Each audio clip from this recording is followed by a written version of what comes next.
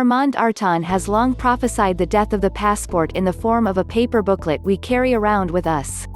But its demise is likely to come sooner, accelerated by the COVID-19 pandemic, he says, as the race to create the first global vaccine passport gets underway. Iceland and Poland started issuing COVID-19 vaccine certificates last month. Denmark, Sweden and Estonia are hot on their heels, and Israel's Green Pass will allow its bearers to visit gyms and bars. The European race to come up with a credible vaccine passport is heating up, led by Greece. "We call them certificates, not passports," says Alex Patelis, the chief economic advisor to the Greek Prime Minister, Kyriakos Mitsotakis, who has called for a European certificate for people vaccinated against COVID-19. For countries such as Greece, which are dependent on tourism, it's imperative that this issue is resolved before the summer season, Mitsotakis wrote in a letter to the President of the European Commission, Ursula von der Leyen. The country desperately needs the tourists. A fifth of the country's GDP comes from tourism, and its economy contracted by 11.6% last year after a particularly slow summer season. Greece's draft vaccine certificate shows what this might look like.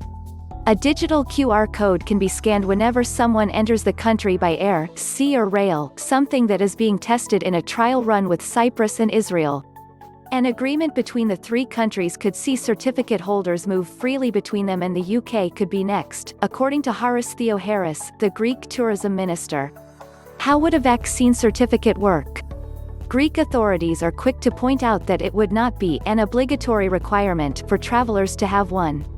Rather, anyone entering Greece with a vaccine certificate could bypass all the usual rigmarole required of non-vaccinated travelers, such as quarantining, showing negative PCR tests or filling in passenger locator forms.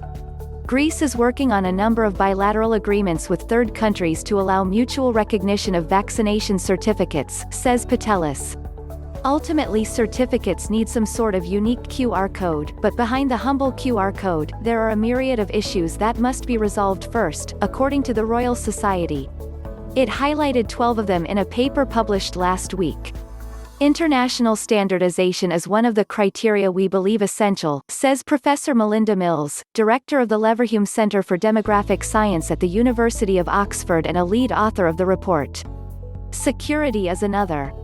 "You need a really stringent and robust verification system," says David Hollick, CEO of Logifect, one of 8 companies that has received UK government grants to work on a digital immunity document.